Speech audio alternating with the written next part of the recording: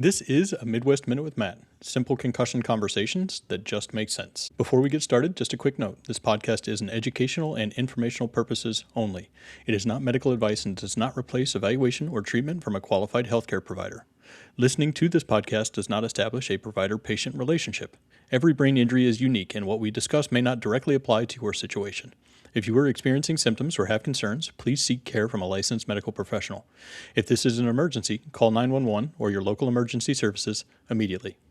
Hello and welcome to another episode of a Midwest Minute with Matt, simple concussion conversations that just make sense. I am your host, Matt Campbell, and I am the owner of the Virtual Midwest Concussion Clinic, a 100% virtual clinic that focuses on the evaluation, education, and treatment of concussions and persisting post-concussion symptoms. Today is episode number 3 of the podcast, titled, Why You Feel Better Then You Feel Worse. One of the hardest parts of concussion recovery is just when you think you're getting better, you have a bad day. Something comes up, you have a setback. Things are going great, and then all of a sudden we have a symptom flare, and that comes with a wave of doubt. Today we're going to talk about why recovery feels so unpredictable and why ups and downs are often part of progress during your concussion recovery. You're going to have good days, you're going to have bad days, and everything in between. Concussion recovery is not a linear process. And what I mean by that is there's going to be good days, there's going to be bad days. There's going to be times where symptoms are much higher and other times where you feel pretty normal.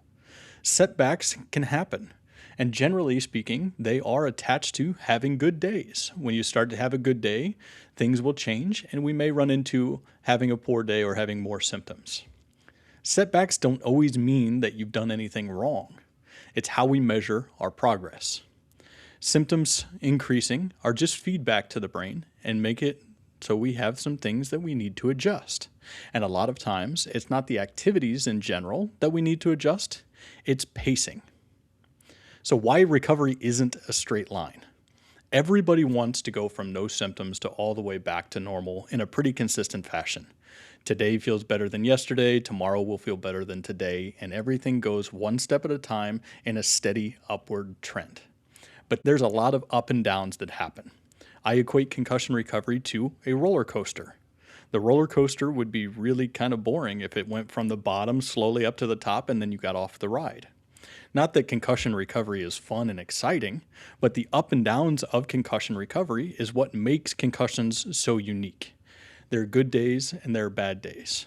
And I'll tell you, the good and the bad that happens for every single person is one of the hardest things to deal with as a patient navigating through concussion recovery. Why did I feel good yesterday, but I don't feel good today?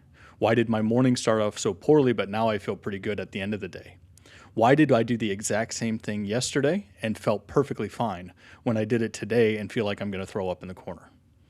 That up and down part of concussion recovery is part of the unpredictability of brain injuries and brain injury recovery. Good days, bad days, it's all part of the process. Good days happen generally because the brain is healing.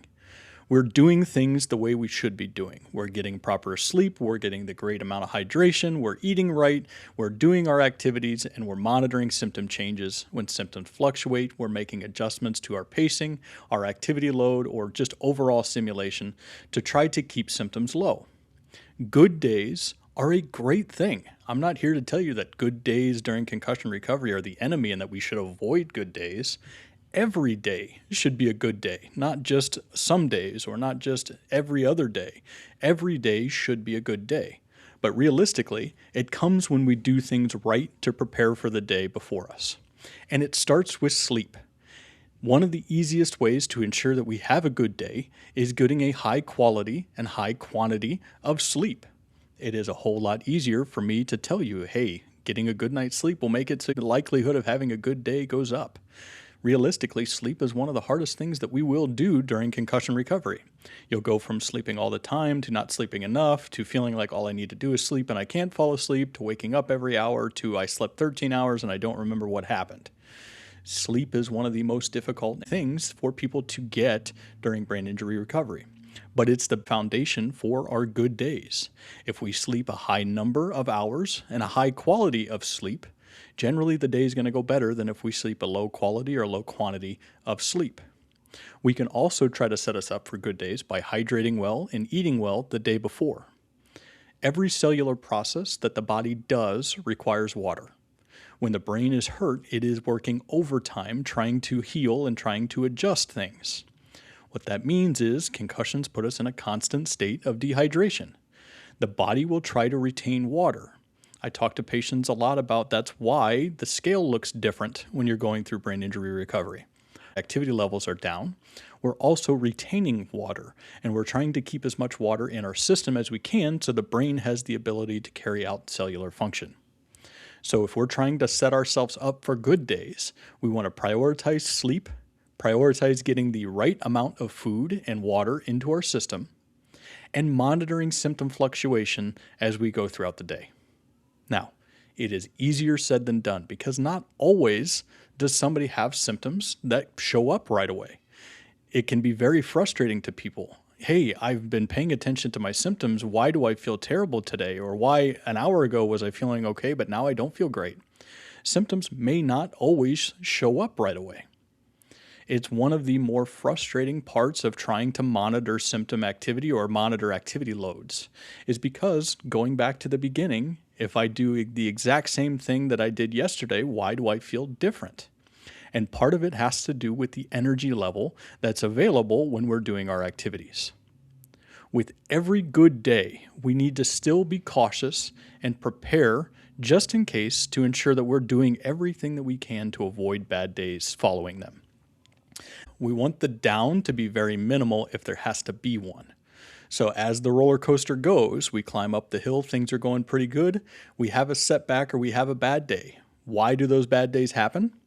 Generally, it's because we've done too much, overstimulation or overload. It's not necessarily that you've been doing things wrong, it's that we've been going too fast for too long without a break. We've got too many things all happening at the same time.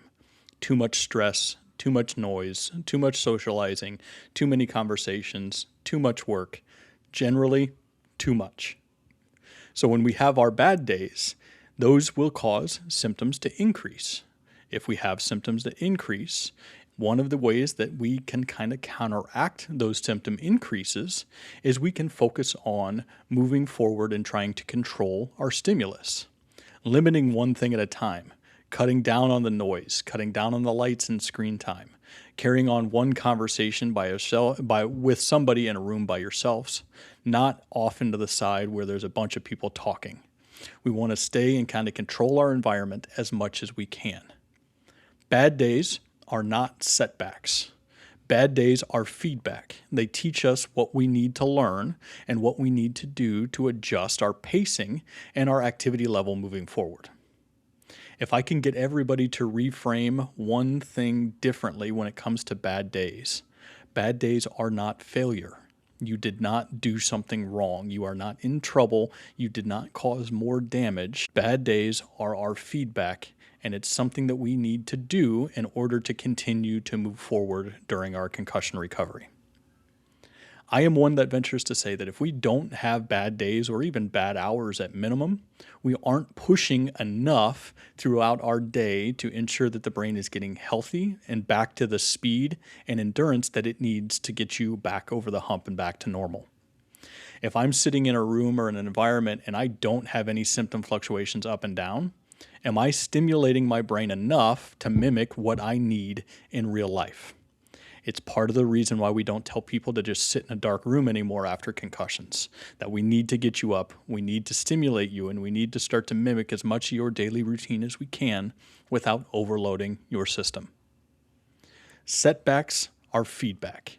Symptom increases tell us what we need to do to adjust our pacing moving forward.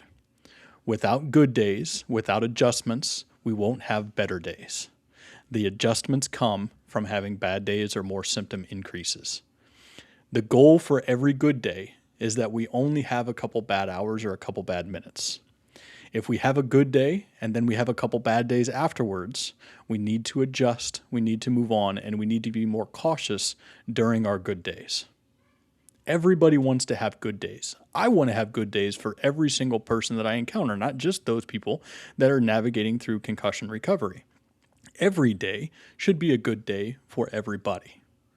But it's one of the more challenging parts of brain injury recovery because it's unpredictable. The roller coaster goes up, the roller coaster goes down, but we want to do everything in our power to ensure that our highs and our lows don't fluctuate very much in between. That's how we stack our good days moving forward, and that's how we measure our progress. Recovery can feel unpredictable, but unpredictable does not mean impossible. The goal is steady progress over time, stacking small wins, having good days, and putting one foot in front of the other until you slowly climb the hill and get back to normal. If this episode helped something click, share it with somebody who needs it. You can learn more at mwconcussion.com. Follow me on all social media platforms at mwconcussion. If you have a question or you want something covered on a future episode of the podcast, feel free to reach out and DM me and I will add it into the rotation. You never know what somebody else is going through. Be nice to each other. Have a great week, and I'll see you next time on A Midwest Minute with Matt. Simple concussion conversations that just make sense.